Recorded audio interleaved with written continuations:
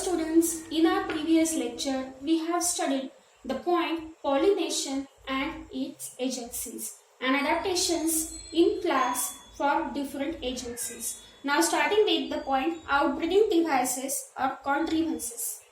Many plants have mechanisms that discourage or prevents self-pollination and increases genetic diversity. They have evolved a wide variety of sexual strategies. Genetic diversity is an essential factor for evolution by natural selection, as continuous self-pollination leads to inbreeding depression. So the first outbreeding device is unisexuality. That means a condition producing unisexual flowers. The condition is also called as dioecious and the plants called as monoecious. Example of it is maize. Or the example of dioecious plant is papaya and mulberry. The second condition, contrivances, is dichogamy. In this condition, the anther and the stigma they matures at different time in bisexual flower to prevent self-pollination. In that first one is called as protandry. Pro means first, androecium matures before the gynoecium. Example of it is disc floret in sunflower. Second condition is called as protogyny.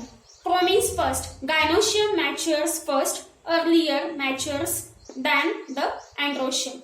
Example of it is gloriosa plant. The third controversy is prepotency. In prepotency, pollen grains of other flower germinate rapidly over the stigma than the pollens of same flower. Example of it is apple. Next outbreeding device is heterostyly. Hetero means different. Styly is length of style. In heterostyly is also called as heteromorphy.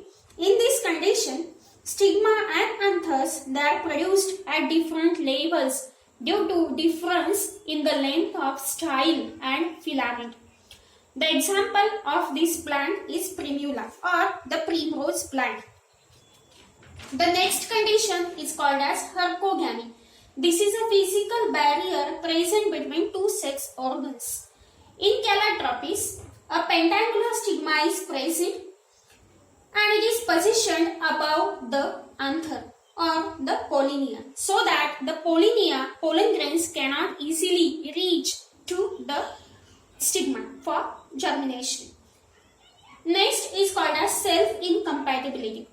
This is a genetic mechanism in which germination of pollen grains on stigma of a same flower is inhibited. Example is tobacco plant and thea. Now the next point is pollen-pistil interaction. Okay, before starting with this, students, do you know in plant breeding programs, the plants they are hand pollinated to ensure the cross pollination between selected varieties. Some selected varieties of wheat and rice they are produced by artificial cross pollination. Now starting with the next point is pollen-pistil interaction. Now it is the interaction between pollens and sporophytic tissue, that is stigma. All the events from deposition of pollen grains to the entry of pollen tube to ovule is referred to as pollen-pistil interaction. That is, it begins with pollination and ends with fertilization. Pollination does not guarantee in right type of pollen grains on stigma. It often carries wrong type of pollens also. Pistil has ability to recognize and accepts the right type of pollen grain of same species. It is determined by spatial proteins. This process involves pollen recognition followed by pollen promotion or inhibition of pollens.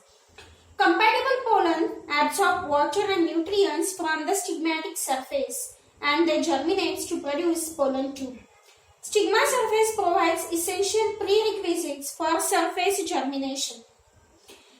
Pollen tube finally pushed to the ovule enters the embryo sac. It ruptures and releases the content in the sac of ovule. Due to the pollen-pistil interaction, intense competition develops even in compatible pollen grains of the same flower. The significance of this pollen-pistil interaction is it helps in the sexual reproduction and the formation of seeds.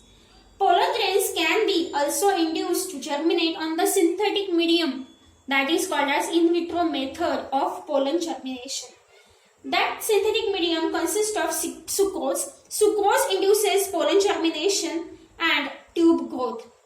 Boric acid is the another content of synthetic medium that accelerates and facilitates the process of pollen germination. And the last point is artificial hybridization. In crop improvement programs, only desirable pollen grains are hand pollinated. It is accomplished through emasculation and bagging procedures. Emasculation is the removal of anthers before anthesis, that is opening of flower, and that emasculated flower is bagged to prevent the pollination by foreign or unwanted pollen grains. Now students, in this lecture, we'll stop here only. In the next lecture, we'll start with double fertilization process. Thank you.